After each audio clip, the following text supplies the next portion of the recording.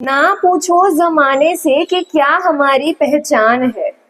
ना पूछो जमाने से कि क्या हमारी पहचान है। हमारी पहचान तो बस इतनी है कि हम सब हिंदुस्तानी है। આજે આપણે 15 ઓગસ્ટ આપણા દેશનો મહત્વપૂર્ણ દિવસ સ્વતંત્રતા દિવસ ઉજવવા જઈ રહ્યા છીએ। 15 ઓગસ્ટ 1947ના રોજ આપણો દેશ બ્રિટિશ શાસનમાંથી મુક્ત થયો હતો અને આ સ્વતંત્રતા અપાવવા માટે હજારો લાખો સ્વતંત્રતા સેનાનીઓએ પોતાના જીવના બલિદાન આપ્યા હતા। ભારત એ ફક્ત દેશ નથી પણ આપણા હૃદયમાં ધબકતું પ્રાણ છે। તિરંગો એ આપણા ગૌરવ, બલિદાન અને એકતાનું પ્રતીક છે। જેમ સૂર્ય સવારે ઉગીને અંધકાર દૂર કરે છે તેમ સ્વતંત્રતા આપણા જીવનમાંથી ડર દૂર કરે છે। આઝાદીનો સાચો ઉત્સવ ત્યારે કહેવાય કે જ્યારે દરેક બાળક શિક્ષિત હોય, દરેક નાગરિકને માન સન્માન અપાય અને દરેક વ્યક્તિનું સપનું પૂરું થાય।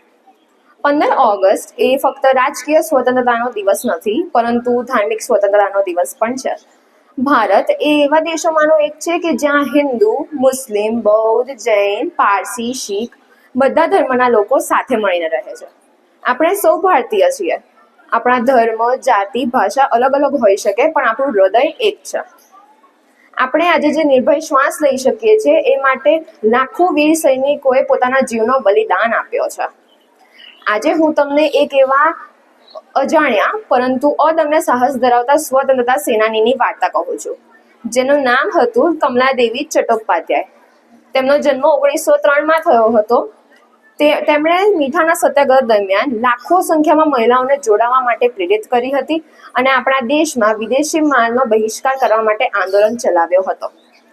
એક વખત બ્રિટિશ પોલીસે તેમને પકડવા માટે ઘેરાવ કર્યો ત્યારે તેમણે હાથમાં તિરંગો લઈને સ્પષ્ટપણે કહ્યું કે તમે મારા શરીરને કેદ કરી શકો છો પણ મારા આત્માને નહીં। આવી જ બીજી વાત છે વર્ષ 1908ની, જ્યારે માત્ર 18 વર્ષનો એક યુવાન સ્વતંત્રતા સંગ્રામમાં જોડાયો।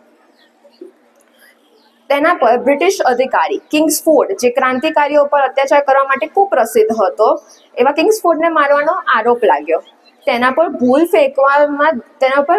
ફેંકવા દરમિયાન ભૂલથી એક યુરોપિયન મહિલા અને તેની દીકરીનું મૃત્યુ થયું હતું। એની જવાબદારી આ યુવાને સ્વીકારી અને પકડાયો। તેનું ટ્રાયલ ઝડપી થયું અને તેને ફાંસીની સજા થઈ। લોકોને લાગ્યું કે આ યુવાન તો ડરી જશે, પણ આ યુવાન તો જેલમાં જઈને પણ સ્મિત કરતો રહ્યો અને પ્રેરણાદાયી ગીતો ગાતો રહ્યો। આ યુવાનનું નામ હતું ખુદીરામ બોઝ।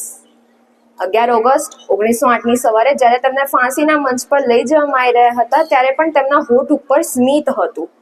ભીડમાં ઉભેલા લોકોને આશ્ચર્ય થયું કે આટલી નાની ઉંમરે આટલું અદમ્ય સાહસ કેવી રીતે?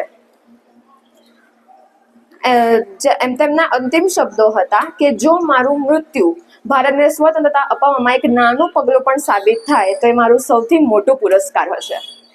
अंतમાં હું એટલું જ કહેવા માંગીશ કે ચાહતી હું મુझसे एक नेक काम हो जाए, चाहती हूँ मुझसे एक नेक काम हो जाए, मेरी हर सांसें इस देश के नाम हो जाए। जय हिंद, थैंक यू।